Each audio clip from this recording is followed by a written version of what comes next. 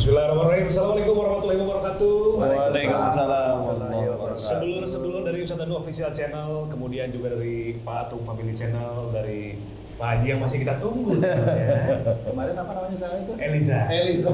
Nanti mungkin teman-teman bisa nonton di channel UHF 38 ya. itu channelnya Indosiar. Gantiin di BRI. Maksudnya ya? Ya, Alhamdulillah, Patung juga. Alhamdulillah Mas Bobi. Alhamdulillah bisa kita ngumpul lagi, kita bisa ngaji lagi, kita bisa sharing lagi sama guru kita nih Pak Ustadz Danu tentang ya apa saja yang kita jalankan dalam hidup ini, apa saja yang kita pelajari dan apa saja kita coba perbaiki Pak Ustadz ya. Nah, ini saya mau ada pertanyaan buat Pak Ustadz, ada 3 pilihan, yang mana yang paling mendekati menurut Pak Ustadz nih? Kita itu dalam menghadapi hawa nafsu itu harus A. memerangi, B. mengontrol, atau C. kita menghilangkan. Di antara ketiga itu kalau memerangi sama melawan kan hampir sama Ustadz ya. Yang mana yang paling tepat sebetulnya untuk menggambarkan bahwa ketika ada hawa nafsu itu kita harus yang mana tuh? Memerangi kah, mengontrol, atau menghilangkan? Tergantung kondisinya. Tergantung kondisinya. Iya. Kalau kondisinya itu kondisi biasa seperti ini, ada sesuatu yang harus kita kontrol, nggak melakukan sesuatu kan nggak harus perang. Kita mengontrol dulu aja. Tidak harus berperang. Kita mengontrol dulu. Contoh namanya, kita merencanakan mau ngerjain proyek. Ngerjain proyek. Ya. Okay. Kan harus ada rencana dulu. Rencana inilah cara mengontrol sebenarnya. Bukan langsung, wah ini udah ada, yuk kerja. Gitu. Tapi kadang-kadang kan di rencana itu juga sudah muncul nafsu dan keinginan-keinginan gitu. Nah, di titik itulah mengontrol, bukan perang. I see. Di titik itu mengontrol sebenarnya. Jadi lebih bijaknya Iya. mengontrol. Diawali dari dulu. Dia mengontrol dulu. Ya. Situasional berarti ya, Pak? Situasional, nggak bisa langsung.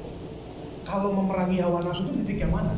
Kalau memerangi hawa nafsu di titik semua titik. Kalau memerangi hawa nafsu itu di titik, di semua titik. Di semua titik. Itu basicnya Berarti Mas Bobi ada pilihan gandanya tambah D. apa tuh? Tergantung kondisi. Oke, benar. Jadi gini, memerangi hawa nafsu itu gini.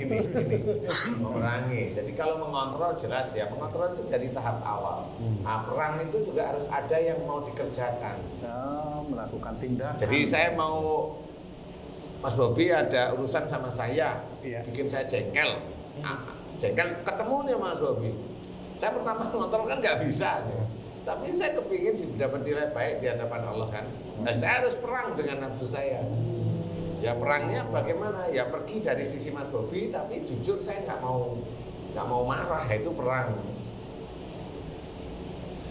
Memerangi dulu, baru kemudian bisa mengontrol. Karena saya mengontrol nggak bisa, dari tadi mengontrol nggak bisa umpamanya, kan harus perang. Oh iya, oke. Karena harus ada action istilahnya. Berarti kadarnya tergantung Memang ya? tergantung. Tergantung beberapa faktor. Banyak ya beberapa faktor lah ya. Misalkan ada tiba-tiba ada laki-laki telepon istri saya malam-malam misalkan. Dia namanya cowok. Nah itu kan langsung pasti untuk mengontrol agak sulit karena pasti langsung naik tuh kan biasanya. Iya. Emosi. Nah itu kita harus memerangi dulu tuh. Setelah memerangi itu, kalaupun kita bisa istighfar mungkin kita bisa komunikasi baik-baik dulu. Apa itu namanya mengontrol tuh Pak Ustadz. Iya. Kan kalau kita nggak memerangi bisa aja langsung akan langsung kita. Maki-maki ya itu kan itu perang sama siapa itu namanya? Kan perang sama sana, bukan perang sama hawa nafsu. Perang sama yang telepon. Kan Perang bukan sama perang hati hawa ya, nafsu. maksudnya sama hati yang emosi itu. Oh iya, sama hati yang emosi itu udah cooling down, baru kita ngobrol secara baik-baik itu masuk ke tahap mengontrol. Iya, itu Oke. ngontrol itu. Jadi istilah perencanaan awal yang kita itu nggak perlu dengan fisik istilahnya atau tidak perlu dengan kata-kata yang tidak baik umpamanya itu bisa kita kontrol aja. Sebelumnya perang dulu. Ya berpikir ya. Iya. Perang kan nggak mesti ya berpikir. Berpikir itu dari mana? Nah, dari perpustakaan kita tentang syariat Islam. perpustakaan yang di otak kita, pengetahuan agama kita, ya akidah, akhlak, syariat, dan itu kan yang harus kita lakukan sehari-hari itu. Nah itu yang namanya zikrullah itu dalam bentuk yang nyata. Jadi kan zikrullah itu ada yang bentuk lisan, itu nyata, tetapi masih lisan. Ingatnya kepada Allah itu hanya lisan. Itu nilai pahalanya lebih rendah daripada ingat pada Allah Ta'ala itu, ingatnya itu fisik. Jadi mengerjakannya itu fisik, ingat pada Allah. Maksudnya mengingatnya itu saat diaplikasikan menghadapi sesuatu. Zikrullah itu iya, iya, tindakannya begitu. iya, walaupun secara lisan boleh, tetapi kalau memang mau memberikan amal soleh yang lebih kepada Allah Ta'ala ya secara fisik seperti itu. Jadi zikrullah tidak hanya dengan lisan, bukan tidak boleh, tetapi niatnya harus lillahi ta'ala, kan begitu. Nah nanti kalau zikrullah niatnya untuk kaya, banyak yang ngajarin zikir tapi untuk kaya, banyak bosan. Iya kan? jadi itu yang menjadikan dia mengerjakan dunia melalui sepertinya akhirat. Terlihatnya akhirat. Itu mata manusia. Tapi di mata Allah, enggak, yang seperti enggak akhirat tetap. Kalau saya tetap lihat itu bukan akhirat. Tetap itu dunia. Apalagi nanti kalau dia mengerjakan sesuatu kelihatan akhirat, tapi untuk duniawi. Nah, baca Quran itu kan sebenarnya kelihatan bisa menjadi akhirat, menjadi pahala sebenarnya. Tetapi kalau membaca itu digunakan untuk nafsunya dia dunia, ya itu tetap dunia, bukan akhirat. Seperti itu. Kalau gini Pak Ustadz, kan ada tuh di Al-Quran surat As-Sad kalau nggak salah. Yang bunyinya seperti apa? Artinya? Intinya itu doanya Nabi Sulaiman lah. Oh. Jadikan aku raja, lebih seperti itu doanya di Ustadz. Gitu ya. Nah, kan biar lebih enak ya. Iya. Nah ini yang saya Pak Ustadz kemarin sekalian nih. Saat apa Makanya ini An-Nahl. Sebentar. Apa An-Nahl? Karena memang kebanyakan teman-teman kita itu sudah sering diceritakan oleh dengan para ustadz, para kiai itu juga carilah akhirat. Tapi kadang-kadang yang ngajarin juga dunia, jadi bukan akhiratnya. Iya. Ini Ustaz dalam Quran surat Sad ayat 35 Nabi Sulaiman memohon kepada Allah agar dianugerahi kerajaan yang besar dan tak dimiliki siapapun bahkan setelahnya. Ya kan? Rabbi firli wa habli mulka la yambaghi li ahadim min ba'di innaka antal wahhab. Ya Tuhanku, ampunilah aku dan anugerahkanlah kepadaku kerajaan yang tidak dimiliki oleh siapapun setelahku, sungguh Engkaulah yang Maha Pemberi. Nah, ini Pak Ustadz, kita kalau membaca surat ini cukup mengaminkan saja kah? Atau kita boleh berdoa seperti ini? Kan ini kan doanya Nabi ya. Apakah kita sanggup gitu? Dan udah nggak ada. Nah, ini gimana ini? Dan kayaknya nggak ada setelah ini. Kita kan setelah dia. Iya nggak bisa berarti. Kan itu doanya Nabi Sulaiman pun dipotong, dikunci dan tidak ada orang yang bisa menyamai. Buat apa kita baca itu lagi berarti? Iya benar ya. Itu menjadi pengetahuan. Ya. Ya boleh mengaminkan boleh, tetapi ya itu menjadi pengetahuan. Persoalan kita mau doa seperti itu, ada sih beberapa ustadz yang ngajari doa itu. Kalau saya jangan, itu kan yang berdoa Nabi. Kalau kita masa nggak boleh doa itu dan doa baik dari Nabi. Iya, persoalan beliau itu kan Nabi. Lah kita itu tetangganya Nabi aja bukan kan gitu ya. Jadi maksud saya itu begini. Kelas iman kita, kelas ketakwaan kita kepada Allah Ta'ala itu jauh dari para nabi. Walaupun kita sebenarnya belajar untuk mendekati ke arah nabi, khususnya Rasulullah Muhammad SAW sebagai contoh yang baik. Nah, contoh yang baik termasuk berdoa yang baik itu juga tidak awur-awuran. Nggak asal. Tidak asal. Doa itu doa Nabi Sulaiman, boleh enggak? Ya boleh, tapi kan kamu lihat itu bacaannya cocok nggak dengan kamu? Kan gitu. Persoalannya itu di situ. Jangan terus ngomong, loh kalau Allah itu mengizinkan bisa. Loh kok kamu itu kok sepertinya tahu Allah sih kan gitu. Loh kamu itu sendiri itu besok kamu itu mau dapat uang apa enggak aja enggak tahu. Kok kesannya kamu itu kalau Allah mengizinkan? Iya. Ya, anak kecil itu kalau dia tahu Allah itu kalau mengizinkan ya terjadi. Kok ya kamu yang dewasa? Menurut saya itu begini maksudnya. Kita melihat iman kita seberapa, yang kita sendiri juga belum tahu. Kita melihat ketakwaan kita seberapa, yang sebenarnya kalau diukur juga belum tahu. Gitu. Ketakwaan. Lalu baru niat aja melakukan suatu pekerjaan. Niat melakukan suatu pekerjaan. Awal itu sudah bismillah. Nanti beberapa menit itu sudah belok kok dari niat itu. Ya, sudah niat itu sudah beda-beda lagi. Nah, itu banyak dari kita, saudara-saudara kita itu tidak memperhatikan bahwa niat itu bisa berbelok.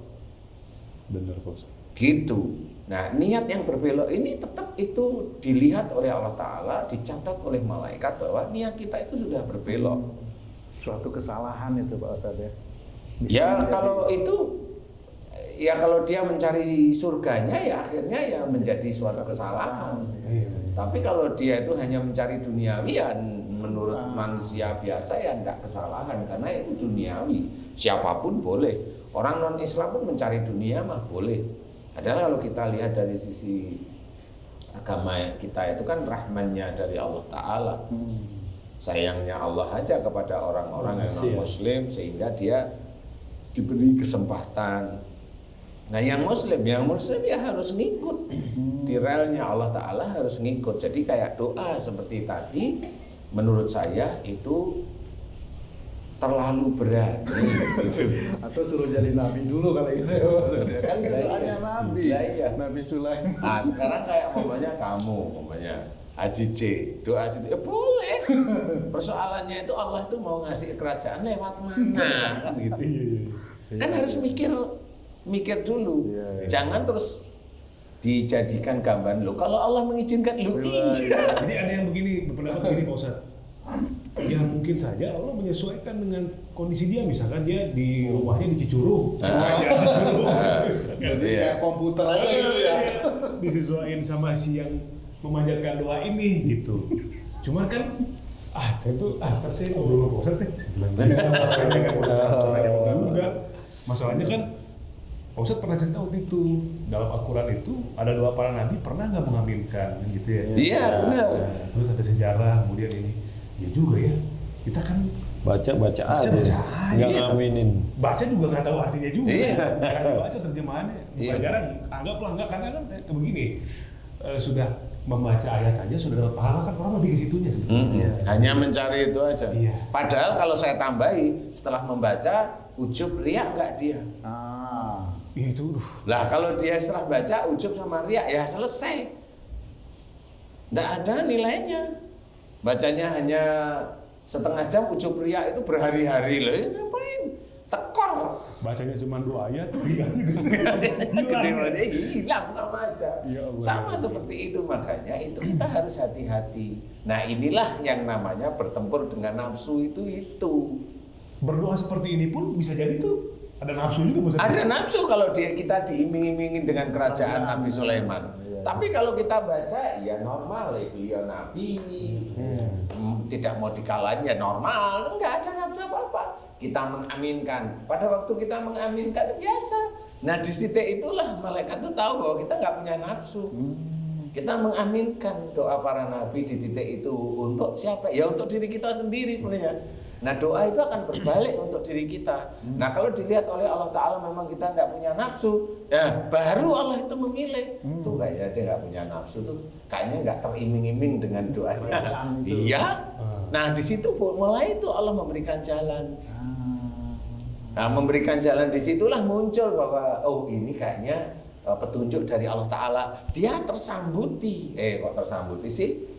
Dia menyambut dari petunjuk itu, mulai dikerjakan dikerjakan dengan gigih, dikerjakan dengan senang hati, dikerjakan karena Allah dan cara-caranya seperti itu. Lah kalau begitu kan dinilai tiap detiknya oleh para malaikat. Lah kalau dinilai tiap detik itu tidak ada celah. Walaupun dia tidak berdoa seperti itu, hanya cuma amin, selesai. Tapi dia tidak mencari seperti yang itu. Kalau memang nggak ada celahnya, dia bagus ya ini. Malaikat kan menulis terus. Dan itu menjadi pahala demi pahala. Akhirnya kan petunjuk hidayah terus itu kan dapat. Nah, semakin dapat dia semakin kayaknya ini betul-betul diberikan dari sama Allah Ta'ala. Dan dia biasa aja.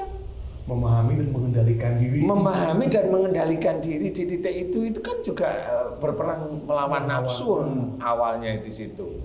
Lah kalau dia itu baru dia itu bisa beli sesuatu terus sombong keluar ke sana kan seperti itu yang nggak bisa. Nah, jadi kan sekarang gini Pak Ustadz nih yang lagi anget banget juga nih Pak Ustadz ya. Iya. Sangat roti gambang ajaib ya. Oh kalau itu roti kepel aja. Jadi Panas. minum dulu Mas jadi kesel. Jadi sekarang ini kan Ustadz lagi tren tentang ada salah satu bagaimana orang mendapatkan uang itu lewat ada namanya trading gitu mungkin udah pernah dengar ya. Ini kan lagi ramai nih kemarin. Jadi Layanannya apa trading itu? kayak Jual beli. ya kayak gitulah ya. Trading. Nah ini kan lagi ramai banget nih bahwa jadi dari pihak trading ini ada namanya afiliator yang mengajak orang-orang untuk join di sistem tersebut gitu ya. Nah salah satu afiliatornya ini Pak Ustadz itu dia bener-bener kan di sosial media tuh kan semua orang tuh kan melihat tuh hanya sebatas frame kan gitu ya. Hanya sebatas kita melihat di aplikasi itu kan gitu. Dia mungkin beli mobil jam 3 pagi karena nggak bisa tidur, iseng beli mobil gitu kan. Itu kan semua divideokan dan dijadikan konten. Akhirnya kan orang ada yang tergiur, wah, pengen, ada yang termotivasi gitu ya. Nah sampai akhirnya begini, ada juga orang yang menghujat juga, wah pamer nih gini. Nanti kalau dimiskinin sama Allah bagaimana kan gitu. Dia jawab itu lewat video. Dia jawab begini, nggak mungkin lah saya dimiskinkan sama Tuhan. Tuhan juga bingung mau memiskinkan saya. Tuhan yang mana itu maksudnya itu? Ya mungkin kan, ya anggaplah Tuhan dia gitu ya. Saya iya. juga nggak tahu agamanya apa gitu. Nanti kalau misalkan saya mau dimiskinkan karena kesombongan saya tinggal beramal lagi. Nanti Tuhan bingung. Nanti saya dikasih lagi rezeki. Gitu tuh. Ada bahasa, nah gini, bahasa-bahasa seperti itu karena orang melihat bahwa ini orang memang dilihat di sosial media kaya ya, patung ya, mobilnya banyak, mewah, umurnya banget. Dengan dia berkucap seperti itu kan itu jadi namanya juga influencer ya Pak Ustadz ya. Itu kan bisa menjadikan bahan pemikiran untuk orang-orang gitu. Maksudnya orang bisa pindah ke Tuhannya dia gitu. Bisa begitu. Kok enak gitu Tuhan teratur gitu. Bisa ngikutin pahamnya. Atau jadi gini, ini mau pamer aja. Kalaupun misalkan memang saya dinilai sombong dan Allah mungkin mau membuat saya drop gara-gara kesombongan saya, ya saya tinggal beramal lagi aja yang banyak. Nanti kan Allah juga bingung. Aduh, bingung nih, dimiskinin deh. Gitu loh Ustaz. Nah, nggak berapa lama akhirnya yang bersangkutan terbongkar lah. Jadi banyak yang laporin pengikut-pengikutnya itu bahwa ini semua adalah alam seperti apa, akhirnya dia diciduk. Hartanya semua masuk penjara nih. Gitu. Ditelisik semua. Nah ini juga bagian dari nafsu Pak Ustadz ya. Itu kan teorinya dia sebetulnya menurut saya. Kalau misalkan Allah begini, saya tinggal ini, itu kan teori dia sebetulnya. Iya. Bagian dari hawa nafsu. Nah sebetulnya itu termasuk menantang nggak Pak Ustadz? Dengan berbicara seperti itu, menantang Allah nggak tuh Pak Ustadz? Allah bingung gitu. Gimana itu? Itu dia itu kali bapaknya Tuhannya dia kali. Kalau saya mikirnya seperti itu dari cerita ini, karena dia tidak tahu kalau kita bilang Allah itu satu. Kalau Tuhan banyak, Tuhan dia itu ya mobilnya dia, Tuhannya dia. Tuhannya dia ya pacarnya dia itu kali kalau punya pacar. Tuhannya dia itu ya bisa netizennya dia itu ya. Tuhannya dia yang dia cari-cari sebenarnya biar dia kaya. Nah, selama ini memang orang itu yang dicari itu adalah orang yang kaya. Dan gimana caranya kaya itu dengan cepat.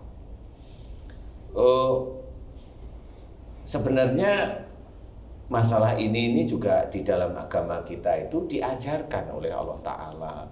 Kenapa orang itu diceritakan dalam Quran, dalam surat Al-Jum'ah umpamanya, kan diceritakan itu bagaimana kita seorang manusia muslim untuk mendapatkan rezeki. Kita itu selesai sholat disuruh untuk bertebaran di muka bumi untuk mencari fadilah atau rezeki Allah. Kan sudah dijelaskan. Fa idza qudiyatis sholatu fantasiru fil ard wa fatahu min fadlillah. Ini orang muslim, siapapun orang muslim, dia orang biasa ataupun dia pendakwah, dia harus mengamalkan ayat ini, mencari rizki, Karunia Allah. mencari karunia dari pekerjaan dia. Ini dari pekerjaan lu, dari pekerjaan. Nah, dari pekerjaan ini nanti kita lebih detail lagi, pekerjaan yang niatnya harus lillahi ta'ala, pekerjaan yang halal, pekerjaan yang tidak merugikan orang lain. Kan seperti itu pun harus kita ini. Lalu kita mengerjakan sesuatu yang halal, yang baik, itu pun agak susah ya, susah juga, banyak yang susah untuk mensikapi atau mengerjakan. Ya, kalau dibilang susah, kalau saya melihat kan tidak semua orang itu susah karena pekerjaannya, bisa aja karena memang imannya kurang kuat kepada Allah Ta'ala, amal solehnya juga kurang kuat kepada Allah Ta'ala, kemudian pada Allah Ta'ala sendiri pun dia nggak yakin bahwa Allah itu maha memberi rezeki, itu dia tidak yakin. Tidak yakinnya kenapa? Makanya dia ingin rezekinya banyak, itu malah ngamal-ngamalin ini. Nah, dia nggak yakin sama Allah Ta'ala. Kalau Allah maha memberi rezeki itu nggak yakin. Kalau baca itu sudah dianggap nanti dapat rezeki banyak atau sukses. Enggak, bukan itu. Kalau yang dibaca Quran itu petunjuk. Quran itu petunjuk, jadi kerjakan. Jadi bukan dalam mencari rezeki itu untuk mendapatkan uang itu mengamalkan surat tadi. Faidah qudhiyatis sholatu fantasiru fil ardh. Dibaca berkali-kali. Faidah qudhiyatis sholatu fantasiru. Kan bukan begitu gitu loh tuh. Kan kita juga harus mikir gitu loh ceritanya. Ini kan petunjuk, ayat Quran itu petunjuk. Petunjuk untuk menjadikan kita itu berpikir harus apa yang kita lakukan, kan seperti itu. Kalau mamanya Allah itu dalam Quran itu menceritakan fa'fu anhum, artinya maafkan mereka. Kok maafkan mereka itu maksudnya apa ya? Wastaghfir lahum, mohonkan ampunan dosa mereka. Ini maksudnya apa ya? Kan gitu. Kalau maafkan mereka di titik seseorang yang disuruh memaafkan orang lain itu berarti orang yang disuruh oleh Allah Ta'ala itu yang tidak salah. Oh, memaafkan. Jadi dia yang tidak salah didolimi, Allah menyuruh maafkan mereka. Nah, baru orang yang tidak salah itu tidak emosi, tidak marah gitu loh ceritanya. Yang tadi itu hanya lihat kok namanya cowok, kan maunya marah. Padahal kan umpamanya Mas Bobi merasa didolimi, kan jangan marah dulu, maafkan dulu, tenangin dulu, nanti ditanyain, kan gitu ya. Maafkan, kalau itu sudah bentukannya kedoliman, ya maafkan. Walaupun dia tidak minta maaf, nggak apa-apa, maafkan aja. Persoalan dia itu nanti kita maafkan, belum tentu dosa dia itu sebenarnya diampuni oleh Allah Ta'ala. Tetapi kita itu lulus di ujian kita itu didolimi, itu lulus malah. Ikutin dulu. Persoalan orang yang dolimi itu dia maafkan, tapi orang itu berarti dosanya hilang. Enggak. Dosanya masih. Tapi untuk orang yang didolimi dia memaafkan, lulus kamu. Jangan dia yang berbuat dolim, kemudian ada orang yang mempolitisir kedoliman, dia merasa didolimi lagi. Lu kan lucu jadinya. Lu kamu yang dolim, ada dipolitisir sedikit, kok kamu merasa didolimi, gimana sih? Lah iya, kan nggak bisa seperti itu. Yang akhirnya dia berdoa, ya Allah aku didolimi. Lah malaikatnya ketawa, kamu doa kayak begitu nggak akan diterima oleh Allah Ta'ala, hanya didengerin aja. Lah seperti itu nggak bisa. Nah inilah sebenarnya Quran itu petunjuk bagi kita, sehingga kita harus paham kita mau melakukan semua kegiatan di dunia ini betul-betul untuk dunia, atau kita tinggalkan akhirat jadi dunia semua. Nah ini Mau cari uang ya dunia semua. Lah kenapa? Enggak bismillah. Kemudian nyenggol kiri, nyenggol kanan, ada kesempatan ambil, ada ini bohong, ada ini bohong. Begitu. Lah kenapa? Karena memang orang itu ya dunia itu yang dia cari sebenarnya. Pak Ustadz, tolak ukur bertebaran di muka bumi untuk mencari karunia Allah ini sebenarnya yang seperti apa itu ya Pak Ustadz ya? Saya kasih contoh seperti gini. Saya pernah mendengar ada si fulan dia berjualan nasi goreng misalnya. Itu dari bertahun-tahun kerjaannya dia ya jualan nasi goreng itu. Nah saya pernah mendengar ini dari YouTube lah juga itu rezekimu sudah dicatat di kota A. Jadi si fulan harus pergi ke kota A supaya dia bisa mendapatkan lebih rezekinya. Apakah yang seperti itu atau sebenarnya apa tolak ukur? Nanti dulu, di kalau muka ada bumi? orang yang ngomong rezekimu nggak di situ di kota A, yang ngomong itu adiknya Tuhan dia. Ya. Yang ngomong itu adiknya Tuhan, saya bilang. Dapat bocoran Ustaz. Dapat bocoran dari Tuhan. Nah itu yang ngomong itu nggak boleh ngomong seperti itu. Benar. Dia meyakini atas otaknya dia sendiri, nggak boleh. Saya aja nggak berani ngomong seperti ini. Dia merasa dia Tuhan. Bukan begitu mengartikan apa namanya ayat Quran. Bertebaran. Wafis sama rizqukum itu nggak seperti itu. Di langit ada jalan rezekimu itu bukan langit Jakarta, langit Medan, langit kan nggak juga. Langit Medan dia dapat rezeki. Nggak taunya dicokok di Jakarta. Jakarta atau di mana? Ngomong apa coba? Kalau ada yang nambahin begini, Pak Ustadz, kok kenapa bisa gini? Kamu tuh kayaknya kurang cocok tinggal di daerah Bogor. Mungkin dia punya sesuatu ya dalam dirinya ya. Kamu kayak cocok tinggal di daerah Rawasari misalkan. Oh kenapa begitu? Kan Rasulullah aja hijrah dari Mekah ke Madinah. ada. Tapi kan bukan dari Bogor ke Ramasari gitu kira-kira gitu ya. Maaf. Ya jangan gitu. Hijrah dari istri pertama ke istri kedua, carilah istri sana gimana? Ya janganlah. Hijrah itu dibuat seperti Nggak itu. bisa analogi maksudnya. Tidak bisa. Kalau orang kamu nggak cocok di sini, cocoknya di sini. Itu dia bermain Tuhan-Tuhanan dia. Orang yang meramal pintumu itu begini, nanti rezekimu itu orang gitu. Tuhannya dia pasti patung ya. Iyalah. Bukan patung ya. Bukan patung. Kalau bentuk, nah ini nih, sekalian ya. Kalau bentuk mendesain rumah itu sebetulnya boleh nggak kita kayak misalkan orang-orang desain interior ya. Ini kayaknya nih struktur rumahnya asik nih pintunya nanti begitu kasih sekat dulu kan gitu. Kasih sekat dulu terus ngobrol mantok Mas gitu kan. Ya. Itu sebetulnya ada nggak ilmu yang diperbolehkan dalam Islam untuk menata ruangan seperti itu atau memang ya hanya estetika aja? Boleh menata ruangan untuk estetika itu boleh, untuk kesenangan boleh, kesenangan yang menuju ke arah Allah boleh. Itu kan duniawi tapi mau menuju mana nih kan gitu. Kalau seseorang itu biar nanti itu kalau rezeki itu ketangkap di titik ini lah itu kan sudah mengatur Allah itu. Dengan rumah. Emang Allah bisa diatur dengan pintu rumah, ngantong dan itu kan orang bukan orang pinter beragama dia. Coba sekarang kalau dia itu pinter nih orang yang ngomong itu pinter ya. Kaya nggak orang itu? Malah kerja. Saya malah tanya seperti itu. Kaya nggak orang begitu? Kaya nggak? Kayak ngapusi. Kaya nipu biar dia itu dipercaya karena yang tanya itu orang yang punya perusahaan gede.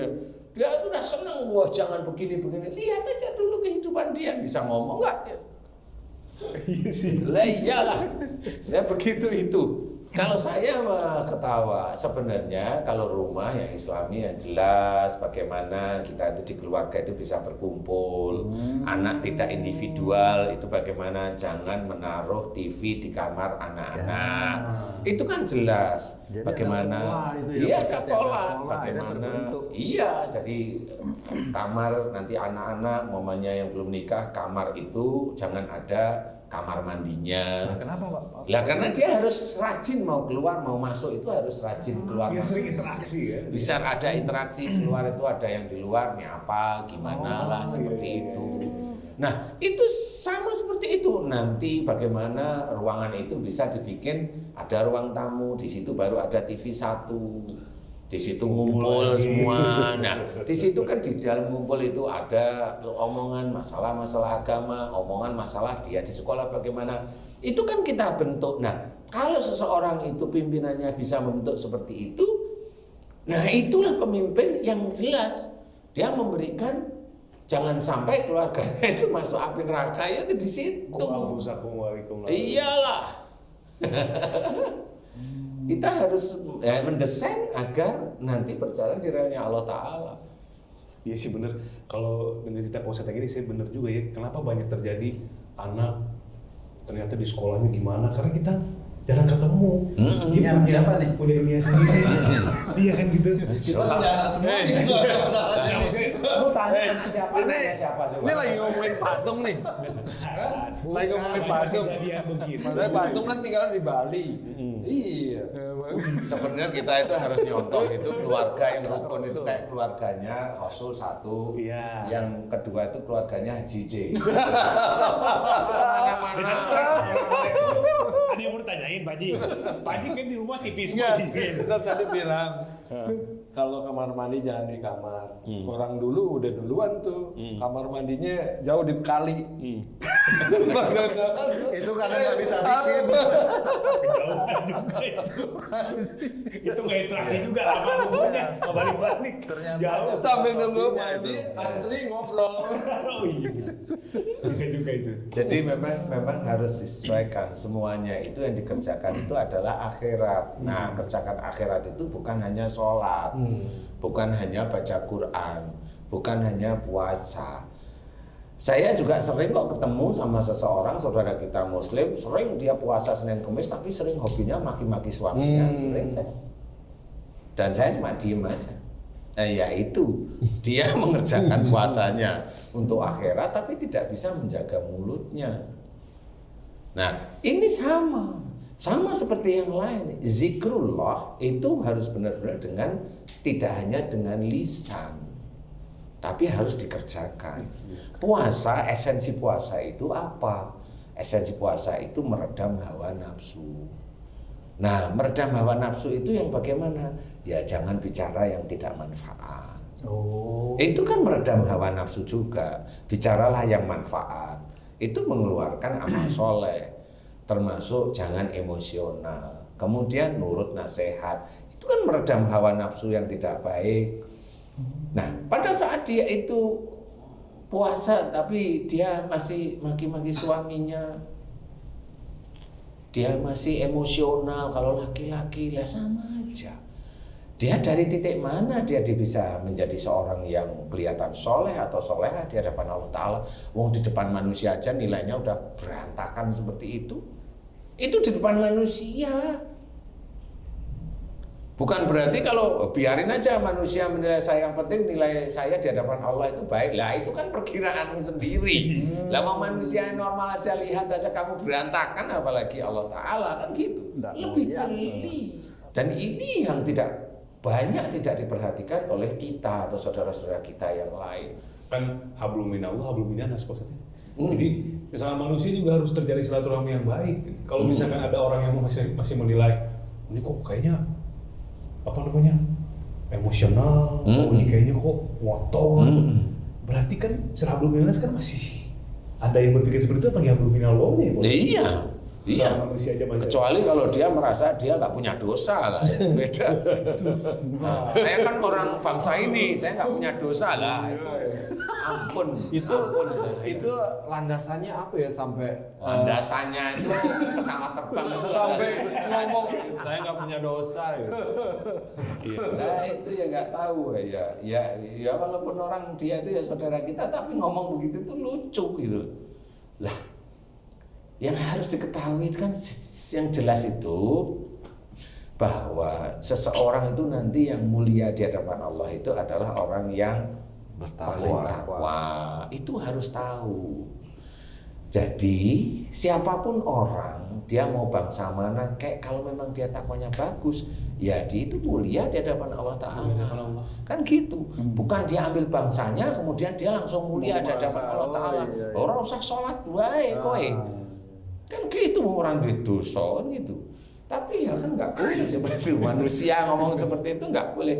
Selama dia itu masih makan nasi, masih makan roti, masih doyan kurma, itu ya jangan seperti Jadi itu. kalau sekarang orang mendengar perang, kan lagi perang nih Pak Ustadz, Rusia sama Ukraina kan, orang kan pada panik tuh. Apalagi habis nonton video kita yang kemarin, tiba-tiba perang kan, Macam-macam itu. jadi macam-macam reaksi orang tuh kan. Cuman setelah saya sadari gitu ya Pak Ustadz ya, sebetulnya kita perang tuh udah dari dulu. Dengan hawa nafsu sendiri tuh lebih, aduh, nih Pak Lebih Ustadz, berat. lebih berat. Jadi saya pernah baca riwayat, Allah menciptakan akal dan nafsu, ini mah cerita gitu ya Pak Ustadz ya. Dari cerita itu saya berpikir, nah kalau nafsu, jadi gini, jadi saya tuh belajar ya Pak Ustadz, ngatur hawa nafsu gitu ya, ngatur Pak Ustadz ya. Wah, dari pekerjaan, dari apa, sesuai dengan yang Pak Ustadz sampaikan. Cuma kadang-kadang dari hal-hal yang nggak saya duga. Contoh nih kemarin, udah ngantar anak nih, ngantar anak Kemana? sekolah. Kalau kemana normal, anak siapa? Itu baru bahaya. Terus yang lebih normal lagi sih juga nanya, ya siapa ya? Wah, itu lebih gak normal. Anak dari ibu yang mana? Waduh. Terus, jadi bayangin, lagi bawa mobil saya depan, anak belakangnya, yang kecil sih Al. Itu mobilnya apa itu di bawah? Mobilnya apa? Saya tanya mobilnya aja. Oke. Messi itu. Kamu ngapain ngomong? Biarin ngomong aja. Dia bawa mobil lah ya. Itu dia buka loh Pak pintu. Lagi jalan. Lagi jalan. Hah? Emang nggak di Central Lock? Udah di sentral. Nah, saya tahu mobilnya Mercy pasti. Oh, kalau Messi walaupun Central Lock bisa Buka, sendiri, bisa iya, buka buka. sendiri. Itu hebatnya Mercy. Kebukalah pintu. Awalnya dia bukan cuma klak gitu. Heeh. Nyala tuh. Depan pintu merah. Oh, saya pikir dulu dong. Saya kasih tahu pelan-pelan tuh. Jadi saya ngerasa gini, Pak Ustadz. Jadi ada sesuatu yang saya tahu ada sesuatu di sini tuh yang kayak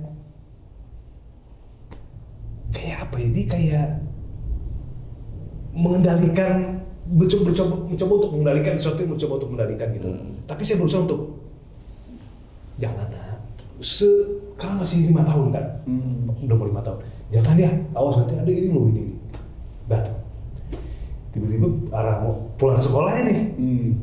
Pulang sekolah, di belakang mobil tuh ada mobil mau nyalip, kayaknya buru-buru. Mau nyalip. Mau nyalip. Ya kan ngelihat dia lihat pergerakan mobilnya kan saya tahu nih orang. Kita harus kasih jalan dong. Iya. Saya ambil kiri. Ini mobil kesini kan dibuka lagi dong. Belak, full. Kaget lah mobil belakang. Mobil belakang kaget, ngerem, saya ngerem, itu saya spontan pose saya teriak. Itu kayak ada yang saya kayak ngelihat sepintas kayak muka saya tapi lagi menyeringai gitu loh Ustaz. Takut. Cerita. Menyeringai. Sepersekian begitu itu tuh saya langsung jadi begitu mobil itu dibuka tuh saya udah nggak bisa kontrol tuh. Duk Itu cepet banget. emosi. Wah, itu langsung kayak terus saya lihat tuh muka saya sendiri. Tapi pakai taring. Tapi yang mukanya tuh kayak joker gitu Ustaz. Saya kaget gitu. Jadi saya menyeringai. teriak. Saya abis itu astagfirullahaladzim. Nah, yang saya bilang di video sebelumnya tuh Pak Ustaz. Kalau ketika kita memang mempelajari tentang akhlak ini, lalu kita bisa lebih cepat untuk mengantisipasi itu. Ataupun Alhamdulillah. sebelumnya pun sebenarnya, tapi itu memang, saya tuh itu oleh ujian gitu maksudnya. Nah itu saya tuh lihat tuh, tapi sekilas dan dimikir saya tuh. Dari situlah saya mulai, wah nafsu nih, hawa nafsu tuh. Makanya saya langsung pertanyaan pertama tadi Pak Ustadz, gimana itu memerangi? Karena kadang-kadang lewat hal Aduh, yang nggak pernah diduga. Iya, nggak pernah diduga. Dan memang seperti itu. Kalau diduga itu namanya ujian sekolah. Mas Bobi, saya mau tanya dulu. Iya. Waktu nyupir itu sambil ngomelin anak nggak? Enggak. Kalau sambil ngomelin anak wajar ya buka pintu. Enggak, jadi bukan jadi Padahal itu yang diinginin ya Cici. Ngomelin Kalau ngomelin istrinya pengen aja istrinya loncat nggak naik gini. Takut anaknya kesel gitu, buka pintu gitu. enggak cuman duduk biasa habis ngobrol sama gurunya. Duduk, dah ngobrol. Gimana tadi di sekolah? Ya, bener iya, kan? balita kan. Namanya balita udah. Itu dia. Waduh, Ustadz saya tuh langsung teriak itu. Teriak tuh mau marah pada anak. Marah. Nah, ini kredit belum lunas gitu. Nah, itu juga tuh. Oh itu juga. Tapi itu yang bagian ujung. Bagian ujung. Terakhir teriak kaget sama kesal gitu. Iya, tapi masih bayi juga kan balita. Iya, nggak apa-apa sih sebenarnya itu hanya ujian sih Mas Bobi. Jadi Iya. ujian itu memang bagi orang-orang tertentu itu ujian itu nggak akan bisa dinyana. Iya. Tapi kalau orang tahu, dia langsung tahu ini ujian. Itu orang itu hebat sebenarnya. Hebat, tapi hebat ini ada dua, hebat sombong sama hebat saya menilai tapi dia tidak merasa hebat. Hebat sombong itu apa? Ini ujian untuk saya nih kan. Takut, gitu. lebih ketakut Pak Ustadz. Iya. Kalau lebih takut kalau nanti saya nggak ini sakit atau apa gitu datang gitu kan di teguran. Jadi mau masih deg-degan banget, masih kesel apa tapi berusaha untuk, kayak saya bilang tadi, pilihan yang C menghilangkan kan saya pikir tidak mungkin nih Pak Ustadz bisa menghilangkan hawa nafsu itu. Ya hawa nafsu nggak bisa dihilangkan. Kalau udah satu paket ya. Nanti hawa nafsu itu salah satunya bisa dihilangkan kalau orang itu kena ini diabetes Mas. Hawa nafsunya hilang loh. Kamu Tawa lagi. Iya. apa aja bisa bekam di muka ya. Merah banget ya. Tikop sama ya. Toilet itu vlog gitu ya. Besok kalau bawa anak antar, kasih musik yang anak suka. Itu bisa juga ya. Iya, sampai sekolah dia nggak mau turun di mobil. Masalah lagi dong ntar. Jadi memang seperti itu. Jadi intinya adalah kita tetap harus belajar Mas Bob. Jadi belajar untuk memahami bahwa ini ujian, ini yang harus kita selesaikan dan jangan berpikir bahwa itu ujian yang karena imannya bagus. Kalau dia mikir dari imannya bagus ya dia sombong. Semua yang terjadi itu ujian. Roti ini ujian bagi kita. Kalau memang kita kita ngambil apa enggak? Ngambil itu ada beberapa hal. Kalau memang tertarik matanya nafsu pengen makan ya makan, padahal perutnya nggak lapar. Itu kan nafsu juga. Lapar mata. Lapar mata disebutnya. Lagi puasa tuh. Makanya dibeli. Makan korban dong kejar. Makan. Iya. Jadi apapun yang kita lakukan niatkan karena Allah, tujuannya untuk akhirat. Akhirat, ya sebenarnya Akhirat. itu sebenarnya dicari lewat dunia sebenarnya. Jadi harus diketahui. Banyak saudara-saudara kita itu yang banyak tertipu. Disuruh untuk sedekah biar kaya. Terakhir kan banyak yang protes. Nah itu kan karena memang, lah ya kamu mikir itu hanya dunia. Nah mau ngomong apa sekarang? Kalau udah merasa ditipu, jelek-jelekin. Nah dulu kamu suka sekali. Enggak diajari akhiratnya, diajari dunianya. Makanya kalau saya nggak mau ngajarin dunia. Saya ngajarin dunia plus akhirat. Kerjalah, tapi dengan niat karena Allah Ta'ala.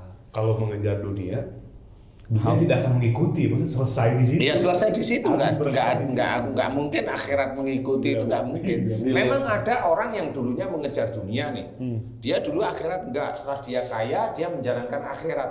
Dia mikir kalau udah menjalankan akhirat, ngadain pengajian itu udah masuk surga aja mikirnya. Enggak. Lah wong dia ngadain pengajian juga dia nyombong ke sana kemari nyombong, lah dari mana dia dapat pahalanya? Ini penting, poin penting. Jadi bukan berarti menjalankan secara ritualitas aja Pak Ustadz. Enggak bisa. Dia harus ada yang dikerjakan setelah itu. Dari sini yang terlebih. Ya dari hati ilmu pengetahuannya dan juga aplikasinya itu harus dikerjakan juga. Kalau umpamanya dia itu ngadakan pengajian ya nggak boleh sombong. Terus saja kerjakan. Nah, sampai berapa bulan dia nggak betah dia ngomong kalau saya sering ngadain pengajian tiap minggu. Kan nggak kuat orang-orang seperti itu. Iya, Apalagi yang diawali dikerjakan awal itu adalah dunia, nggak kuat. Ngomong yang penceramah yang kelas nasional aja juga masih. Saya itu sekolah di sini, saya sekolah di sini, saya sekolah di sini. Lalu itu kan ngapain dia cerita? Ceramahnya kan nggak perlu sekolah. Walaupun di awalnya dibilang ini bukan untuk uzub ya gitu. Lah memang dia biar tidak dinilai oleh manusia aja. Tapi yang nilai dia kan malaikat. Hatinya dia mau kemana kan tahu. Prosentasenya ada, Pak. Bukan persentase, malah dia ujub di titik itu. Dia kan hanya ngomong aja, Iya. bukan ini ujub ya, tapi dia hatinya itu memang mau ujub. merendah untuk dipuji. Itu nggak bisa seperti itu, gitu loh. Hati itu susah sebenarnya. Hati itu susah untuk tidak ujub ria itu harus berantem beneran di titik itu. Susah, Pak Ustadz. Wong punya istri mamanya cantik aja, waduh, kalau ngomong kemana-mana. Tapi itu yang cantik aja suaminya susah. Apalagi suami yang istrinya nggak cantik. Ujiannya nggak banyak, Ustaz. Ujiannya nggak banyak. Maksudnya gimana? Maksudnya gimana? Tadi kan Ustaz bilang, Ya. kalau istri cantik ujiannya banyak. Kalau istri nggak cantik ujiannya nggak banyak dong berarti. Yang mana? Sebenarnya saya akan nyiri ya, sudah maaf ya. Saya bilang nggak cantik itu bukan karena saya merendahkan ya. Umpamanya dilihat secara umum itu kurang namanya. Itu saya tetap ngomong loh, sudah kurang. Hobinya dia tuh nyuruh suaminya ngepel, nyetrika sejak kapan? Sekian puluh tahun. Minum. Jadi hidupnya kok jadi Minum panas dulu, sih? minum. Ya. Saya juga harus diam dulu nunggu nih. Nungguin. Nungguin minum nih. Nah, sebenarnya istri yang seperti itu tetap menurut saya manfaat dunianya, ngetes suaminya. Sabar nggak? Sebenarnya suaminya nurut tapi ya nggak sabar juga sebenarnya. Ya, suaminya nggak lulus. Di akhirat istri yang seperti itu yang manfaat. Untuk apa yang diharapkan? Untuk kayu bakar neraka sebenarnya. Ustaz. Loh iya nanti dulu ngerti nggak sih? Iya benar. Haji ngerti nggak? Manfaat di akhirat sebagai kayu bakarnya neraka. Orang itu juga dimusuhin di neraka, Ustaz, sama teman-temannya. Karena apinya nyala mulu. Ini nggak habis-habis depan makan. Iya, jadi ini harus gitu. Kan bener ya. Dia manfaat. Yang neraka paling atas. Nggak bisa. Jadi kalau ini hanya kelakar, Astagfirullah. tetapi kelakar agar orang-orang yang hobinya nyadar nyuruh suaminya begitu tuh nyadar, Ya. gitu loh. Masih untung suaminya itu nggak pengen nikah lagi. Coba kalau nikah lagi coba, kan dia tangisan Bombay nanti dia ya. Kenapa Bombay, Ustaz? Karena orang Bombay itu ketawa aja seru, apalagi nangis gitu. Jadi gimana caranya mengejar dunia supaya akhiratnya ikut, Pak Ustaz? Ya memang mengejar dunia, dikerjakan dunia, tapi tetap dengan ingat pada Allah. Nah, itu tuh simpel. Wadkurullaha katsiran la'allakum tuflihun. Jadi banyak-banyaklah ingat kepada Allah. Itu ingat menjalankan sesuatu di dunia itu ingat kepada Allah. Ingat kepada Allah itu berarti ingat Quran. Ingat Quran, ingat petunjuk-petunjuk Allah. Walaupun ketika kita melakukan bismillah karena Allah, nafsu itu selalu mengintai. Selalu mengintai. Iya, setiap detiknya. Jadi, Itu usahanya yang usahanya penting, di Pak. situ. Nah, itulah perang terhadap hawa nafsu. Itu dia. Bukan di titik mau nyuri nih, enggak jadi. Nah, enggak, bukan yang itu di titik itu. Bukan di titik itu saja maksud saya. Tapi di titik-titik yang biasa tetap harus kita harus pahami bahwa mengejar dunia itu ya mengerjakan dunia, tapi ada Allahnya di situ. Bukan hanya cuma bismillah, tetapi niatnya dibangun terus. Jangan sampai niat itu menyalahi aturan-aturan Allah, menyalahi aturan-aturan yang dalam hadis dan sebagainya. Itu sehingga disitulah dunia untuk akhirat itu. Jadi bukan dibalik, sedekah. Lihat kan sedekah itu kan akhirat. Tapi biar apa? Biar kaya lu kan drop jadinya. Ya itu nggak ada nilainya di hadapan Allah Ta'ala. Apa karena mungkin yang nyata itu dunia gitu, Pak Ustaz? Akhirat kan Gaib. Masih Ya. gaib. Iya. Tetapi ya sama seperti jin, kata jin itu gaib. Iya, tetapi bagi orang yang melihat jin itu ya nggak gaib, biasa aja sebenarnya. Bagi orang yang mengenal Al-Quran dengan fasih, dia tahu Al-Quran itu sebenarnya nggak gaib. Kenyataannya sehari-hari itu bisa dilihat. Dia baik dengan orang, dia baik dengan ini, itu kelihatan, dia bisa merasa, oh iya ya, saya dimudahkan terus sama Allah Ta'ala, kan seperti itu. Kan ini yang harus kita ketahui, bahwa dari situ itu terus diolah terus menerus. Wong kita itu nggak berbuat, bukan kita. Wong ada dan banyak orang yang tidak berbuat baik kepada orang lain, tapi dia itu tetap aja dikasih sesuatu oleh Allah Ta'ala. Umpamanya orang nih di BUMN yang memang berhubungan dengan proyek. Lo itu kan di situ itu sudah ada lari ke arah nanti kamu ngasih sekian M. Kan sudah jelas itu. Nah ini dia ngomong dengan anak buahnya di kapronya biasanya. Itu kan ada yang diceritakan. Tapi dia diam aja, sholat aja tek. Allah Akbar. Dia alhamdulillah itu gitu. Itu jadi mengesahkan keinginan dia atau sebenarnya jadi malah mendurhakai dia sendiri, gimana? Lah, itulah orang yang dia mau menipu Allah maksudnya. Dia kan ngomongnya bisik-bisik, nanti dimarahin. Allahu Akbar. Kencang sekali dia. Kan memang benar harus sholat, harus berusaha, harus nggak gitu. Usaha nyuri itu ya. Maksudnya jalannya beda-beda gitu. STMJ gitu Pak Haji, Nah, sholat terus, kan Sholat, ibadah terus. Kan yang seperti itu tidak boleh. Yang jelas seperti itu tidak boleh. Itu diharamkan oleh Allah Ta'ala. Sebenarnya yang hal-hal itu banyak dikerjakan oleh saudara-saudara kita. Saudara kita itu yang muslim. Jadi kita harus paham, jangan lakukan. Kerjakanlah betul-betul dunia, kerja dengan yang halal, yang thayyib. Mudah-mudahan berkah. Dari titik-titik itu tetap ada unsur Allahnya. Ada unsur Allah dari bismillah, kemudian niatnya tetap lurus saja. Dari situ. Nah, orang yang lurus-lurus aja masih tetap aja dapatnya ya belum tentu sempurna.